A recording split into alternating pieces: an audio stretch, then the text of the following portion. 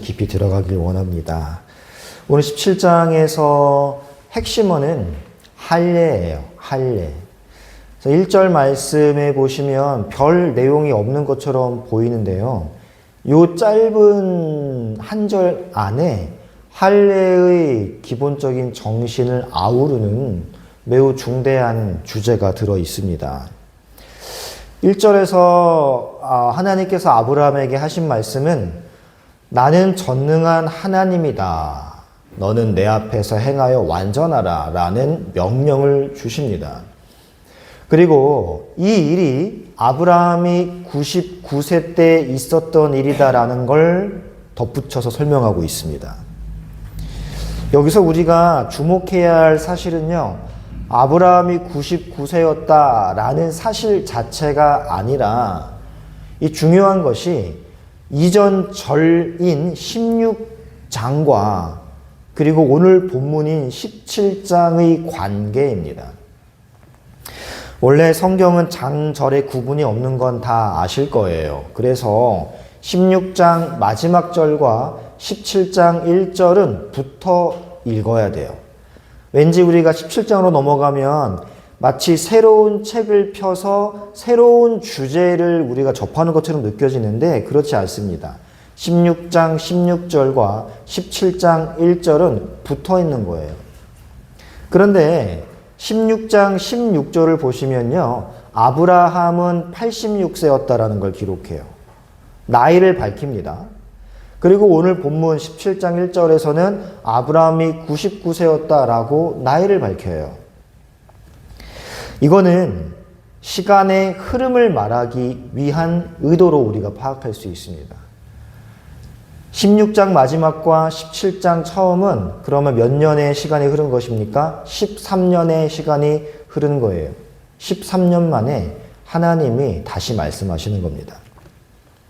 이 13년이라는 흐름을 통해서 하나님이 우리에게 알리고자 하는 바를 우리가 오늘 캐치하기를 바랍니다. 16장 마지막 절의 말씀에는요, 이 13년 기간의 기준점이 나오는데 그게 바로 이스마엘의 출생입니다. 그리고 17장에서 아브라함의 99세 때 하나님이 나타나셨고 16장 끝에서는 아브라함이 86세였다라고 말을 하면서 하갈이 아브라함에게 이스마엘을 낳은 때라고 기록을 합니다.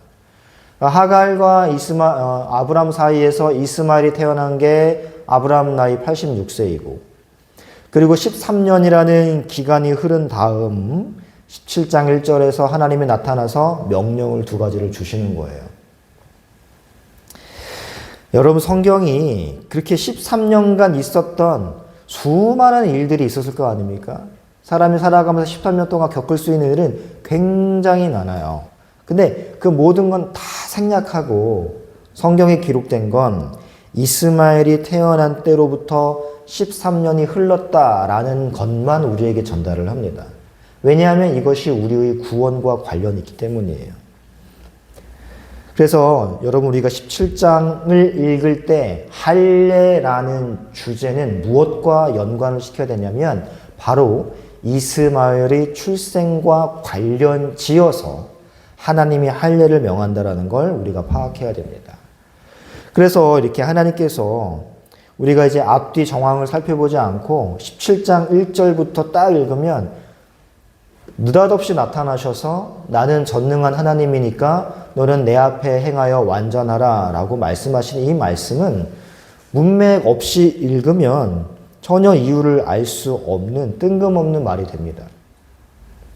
하지만 우리는 방금 16장과의 관계를 통해서 주제 파악을 했어요. 이스마엘의 출생과 할례가 연결된다라는 걸 먼저 파악을 했습니다. 그런 상태에서 하나님이 아브라함에게 오늘 본문 1절에서 너는 내 앞에서 완전해라, 내 앞에서 행하여 완전하라 이 말씀은 일종의 책망이라는 것도 우리가 먼저 챙겨놨으면 좋겠습니다. 완전하게 행하라는 말씀, 명령을 주시는 이유는 아브라함이 완전하게 행하지 않기 때문에 주시는 명령이에요. 아브라함이 지금 뭔가 문제가 있다라는 걸 시사하는 명령입니다. 오늘 본문 창세기 17장 1절을 히브리어 원문 그대로 순서대로 직역하면 이렇습니다. 아브라함이 99세였다. 여호와께서 아브라함에게 나타나 보이셨다. 그리고 그에게 말씀하셨다. 나능한 전능한 하나님이다.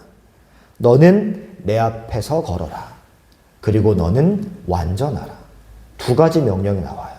내 앞에서 걸어라는 명령과 너는 완전하라라는 두 가지 명령입니다. 그런데요, 너는 내 앞에서 행하여 완전하라라는 이 말씀을 방금은 원문으로 읽어드렸던 것처럼 내 앞에서 걸어라 그리고 완전하라라는 이 두 가지 주제를 살펴보면 우리는 쉽게 노아를 생각할 수 있습니다. 왜냐하면 노아에 대한 설명에 지금 아브라함에게 명령하시는 그 표현이 그대로 녹아들어 있기 때문에 그렇습니다. 특히 직역으로 읽어드린 마지막 부분, 내 앞에서 걸어라, 너는 완전하라, 이 두 문장은 더욱더 강력하게 노아와 연결짓게 만들어요. 우리 노아에 대한 부분 살펴보겠습니다. 창세기 6장 9절을 함께 읽어볼게요. 창세기 6장 9절입니다. 시작. 이것이 노아의 조건이라. 노아는 의인이요 당대의 완전한 자라. 그는 하나님과 동행하였으며. 자, 여러분, 노아의 이야기에서도 걷다라는 단어와 완전하다라는 단어가 함께 나와요. 당대의 완전한 자, 하나님과 동행한 자. 하나님과 동행했다라는 것은 하나님 앞에서 걸었다라는 겁니다. 그런데 17장 1절 본문에도 걷다와 완전하다가 함께 나오죠. 근데 차이가 있어요. 아브라함에게는 내 앞에서 걸어라 라고 명령을 하고 있는데 노아에게는 하나님 앞에서 걸었다 라고 서술을 하고 있습니다. 아브라함에게는 하나님께서 너는 완전하라 라고 강한 명령을 하고 계신데 노아에게서 있어서는 그는 당대의 완전한 자다라고 서술만 해요. 아브라함에게는 명령문으로 기록되어 있는데 노아에게는 평서문으로 서술만 하고 있습니다. 이 차이는 무엇일까요? 에녹에게도 이 표현이 사용됩니다. 에녹이 하나님과 동행했다라는 표현도 하나님 앞에 걸었다예요. 이 부분도 서술인데 아브라함만 명령을 하고 있습니다. 여러분, 노아와 에녹의 공통점은 하나님 앞에 걸었다라는 것입니다. 하나님과 함께 걸었습니다. 에녹과 노아가 하나님 앞에 걸었다라는 것은 그들의 삶이 늘 하나님 앞에 경건한 삶이었음을 보여주는 거예요. 하지만 믿음의 조상인 아브라함에게는 하나님 앞에 걸어라 라고 명령하시거든요. 그 말은 아브라함이 지금 현재 13년 전에도 그랬고 지금도 그렇고 하나님 앞에 걷는 삶이 아니라는 겁니다. 그렇다면 왜 아브라함에게 하나님과 함께 걸어라는 말씀이 아니라 앞에 걸으라는 말을 할까요? 여러분, 이런 표현 많이 들어봤을 것입니다. 코람데오. 코람데오가 하나님 앞에서라는 의미죠. 지금 하나님이 내 눈앞에 계시는 것처럼 하나님의 면전 앞에서 살아가는 것처럼 그렇게 살아가라는 게 코람데오예요. 그러니까 지금 하나님께서 아브라함에게 코람데오를 명령하시는 건 매우 강력한 책망입니다. 성경이 에녹과 노아를 설명하면서 그들이 하나님과 함께 걸었다, 하나님과 동행했다 라고 증언을 하는데 아브라함에게는 그가 그렇게 살고 있지 않았기 때문에 하나님 앞에 걸어라 명령하는 겁니다. 완전하라 라는 명령도 마찬가지예요. 노아는 평서문인데 아브라함은 명령문입니다. 하나님의 아브라함에게 완전하라고 명령했다라는 것은 그가 완전하지 않았다라는 겁니다. 노아는 당대의 완전한 자였어요. 그런데 아브라함은 그렇지 않았어요. 자, 이 노아의 완전함과 아브라함의 완전함을 우리가 비교하면서 좀 살펴봐야 우리가 좀 이해하기 쉬운데요. 완전하다라는 것을 우리가 어떻게 이해해야 되냐면 세상과의 대조로 이해해야 돼요. 사실 완전하신 분은 예수 그리스도 한 분뿐입니다. 그러한 예수 그리스도의 완전함을 요구하는 것이라기보다는 세상과 구별, 세상과의 대조를 요구하는 거예요. 그게 노아에게서 나타납니다. 우리 다시 노아에게 가서 창세기 6장 5절부터 12절을 함께 살펴보겠습니다. 그러면서 제가 빨간색으로 표시해 놓은 부분을 중심으로 살펴볼게요. 5절부터 7절만 읽어볼까요? 시작. 여호와께서 사람의 죄악이 세상에 가득함과 그의 마음으로 생각하는 모든 계획이 악할 뿐임을 보시고 땅 위에 사람 지으셨음을 한탄하사 마음에 근심하시고 이르시되 내가 창조한 사람을 내가 지면에서 쓸어버리되 사람으로부터 가축과 기는 것과 공중의 새까지 그리하리니 이는 내가 그것을 지었음을 한탄함이니라. 자, 7절까지만 정리해보면은 뭐에 대한 기술입니까? 세상이 부패했다라는 거예요. 그래서 하나님이 심판을 내려 마땅하다라는 것입니다. 근데 8절 9절이 노아에 대한 설명인데 8절 9절 읽어보겠습니다. 시작.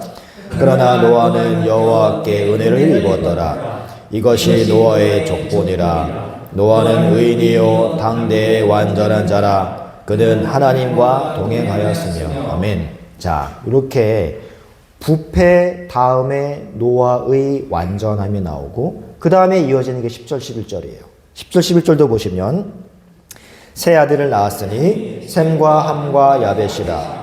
그때 온 땅이 하나님 앞에 부패하여 고악함이 땅에 가득한지라.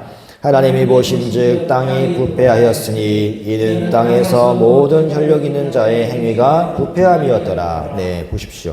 제가 가끔 설명드린 수미쌍관법이라는 거 기억하십니까? 샌드위치 구조라고 하죠. 부패와 부패 사이에 지금 뭐가 들어있어요? 핵심인 노아의 완전함이 들어있습니다. 그러니까 성경에서 지금 노아의 완전함을 강조하기 위해 앞뒤로 뭘 비교하고 있어요? 세상의 부패함, 세상의 부패함을 나타내고 있단 말입니다. 그러니까 지금 성령께서 모세를 통하여서 기록한 노아의 완전함은 사실상 예수 그리스도와 같은 그러한 완전함이라기보다는 세상과 구별됨이에요. 세상과 구별됨. 땅에서 세상과 섞여 살고는 있지만 노아는 세상의 부패함과는 다른 삶을 살고 있었다라는 걸 노아의 완전함이라는 기술로 표현하는 겁니다. 노아는 그 부패한 땅 속에 살고 있었지만 그 땅의 부패함과 함께 산 게 아니라 하나님과 함께 걷는 삶을 살았다라는 것. 그게 성경이 노아에게 설명하는 완전함이에요. 그렇다면 여러분, 아브라함과 노아의 다른 점은 무엇입니까? 왜 아브라함에게는 너는 완전해라, 완전해라 명령하는 걸까요? 왜 노아의 그 상태를 아브라함에게 요구하는 것일까요? 이때까지만 해도 아브라함은 하늘의 가치관과 하늘의 원리가 아닌 땅의 가치관과 땅의 원리를 따라 살았기 때문에 그렇습니다. 다시 말해서 부패한 세상과 동화되는 삶을 살았다는 거예요. 그래서 하나님은 나는 전능한 하나님인데 왜 너는 내 앞에서 행하여 완전하지 않느냐. 이러한 책망은 여전히 아브라함이 하나님 나라의 그 기이한 원리를 따라 살아가는 게 아니라 저 멀리서 천천히 다가오는 하나님의 약속의 빛을 바라보고 살아갔던 것이 아니라 세상적 처세술과 세상의 지혜와 관습을 빌어 하갈과 동침하여 이스마엘을 잉태한 그러한 삶에 대한 책망이에요. 13년 후에 했다라는 건 여전히 그때의 가치관, 그때의 세상적 처세술을 가지고 살아가는 아브라함이라는 것이죠. 13년 동안 변한 것이 없다라는 거예요. 그 다음에 이어서 오늘 본문 끄트머리에 할례를 명하십니다. 왜 하나님께서 아브라함에게 이렇게 내 앞에 행하여 완전하라 라는 말씀을 주신 후 할례를 명하실까요? 하나님께서 할례를 명하신 이유는 이 세상의 법칙과 그동안 아브라함이 따라왔던 이 세상의 법칙과 땅의 부패함의 원리들을 여전히 의존하고 있는 아브라함에게 이제 그걸 끊어내라는 명령인 것입니다. 그게 할례예요. 아브라함이 어떻게 이스마엘을 낳았어요? 하나님이 나에게 약속을 계속 미루시니까 내 생식 능력을 의존하여 내가 그 약속 땡겨버리라 해서 낳은 게 이스마엘 아닙니까? 그래서 하나님은 자신의 생식 능력을 의존하여 아들을 얻으려는 그 시도를 버리라는 뜻으로 남성의 생식의 끝을 잘라버리는 할례를 명하신 거예요. 할례의 정신은 따라서 여전히 세상에 의존하고 있는, 여전히 내 힘을 의존하고 있는 그 원리를 끊어버리라는 겁니다. 따라서 할례는 신앙을 활성화시키는 거예요. 우리가 살아가는 삶의 터전에서 신앙이 드러나는 방법이 바로 할례인 것입니다. 할례의 신약 버전이 세례도 마찬가지예요. 왜 물에 담갔다가 나옵니까? 나는 죽고 그리스도의 힘만 의지하여 살아가겠다라는 결단이 세례예요. 할례도 마찬가지예요. 내 모든 힘을 끊어버리고 하나님만 의지하겠다라는 고백이 할례와 세례인 것입니다. 이것을 눈에 보이는 것으로 의식화한 것이죠. 만약에 여러분 할례나 세례가 단지 남성의 생식기 끝을 자르거나 혹은 물에 들어갔다가 나오는 의식 그 자체뿐이라면 그것이 의식적인 면 외에 우리에게 어떠한 의미가 있겠어요? 이것이 형식뿐이라면 아무것도 아닙니다. 할례라는 의식이 남성 생식의 끝을 잘라버리는 것뿐이라면 남성의 위생을 위한 것이라는 의미 말고는 아무것도 없어요. 결코 언약적 의식은 될 수 없습니다. 할례를 행하는 일은 이렇게 무의미한 의식이 아니라 삶에 하나님의 약속을 적용하여 내가 이제 내 힘이 아닌 하나님의 약속만 바라보며 기다리며 살아가겠노라라는 결단이 들어있는 의식이 되어야 되는 것입니다. 그래서 하나님은 17장에서 할례를 명하시기 전에 할례를 명하는 이유를 말씀하시는 거예요. 너는 왜 무에서 유를 창조하는 전능한 나를 믿지 못하느냐? 너는 어찌하여 내 앞에서 행하여 완전하지 않느냐? 너는 어찌하여 에녹과 노아처럼 하나님과 동행하지 못하느냐? 여러분 사실 아브라함이 하나님만 믿고 고향, 친척, 아버지 집 다 버리고 떠난 것만 해도 사실상 위대한 겁니다. 하지만 하나님은 더 원하세요. 하나님과 동행하고 세상적인 가치관이 아닌 하늘의 가치관으로 판단하고 선택하는 에녹과 노아의 수준까지 도달하기를 바라시는 거예요. 에녹과 노아는 하나님의 약속이 딱 임했을 때 에녹은 무드살라가 죽으면 심판이 임한다라는 약속만 받고 그날을 대비하며 살아갔습니다. 노아도 마찬가지예요. 하늘에 심판이 내린다라는 그 약속을 받고 그걸 준비하며 살아갔는데 유독 아브라함만 아들을 주시겠다라는 약속을 기다리지 못하고 내 힘 의지하여 살아갔다라는 말이죠. 여전히 땅에 부패한 사고와 세상적 기준이 그에게 있었다라는 것입니다. 그는 여전히 전능하신 하나님께서 환경과 상황의 제약에 상관없이 내 삶의 역사를 일으키실 수 있는 분으로 믿지 못했던 거예요. 13년이 지났는데도 여전히 달라지지 못했습니다. 약속을 믿지 않았기 때문에 사라에게 동의했고, 그래서 사라의 욕망을 따라 첩을 통해 아들을 얻은 것, 하나님께서 불가능을 가능케 하실 수 있다는 걸 믿지 못하기 때문에 사람의 육의 방법을 통해서 세상의 처세술을 통해서 아들을 얻으려 하는 것, 여전히 이 상태에 아브라함은 13년 동안 머물러 있었던 겁니다. 그래서 하나님이 13년이 지난 오늘 본문 17장 1절에서 너는 그렇게 하면 안 된다 책망하시는 거예요. 내 앞에서 걸으며 코람대우하며 완전하라. 하나님은요, 우리에게 약속을 먼저 주시고 그 약속 안에 들어오게 하십니다. 그러고 나서 그에 합당한 태도를 요구하세요. 그게 할례예요.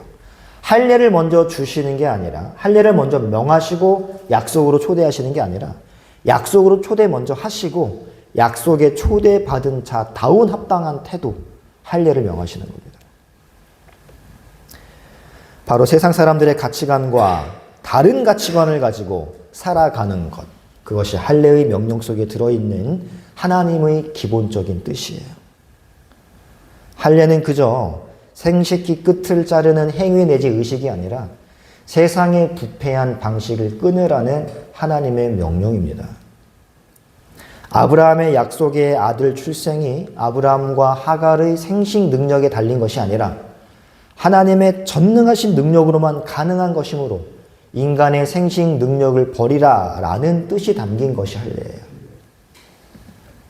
할례라는 의식 속에는 나의 능력을 의지하여 어떠한 결과를 맛보리라 라는 시도를 버리고 하나님의 시간표에 맞게 하나님의 뜻이 이루어질 때까지 인내하고 기다리는 자세, 그 의미가 담겨 있는 겁니다.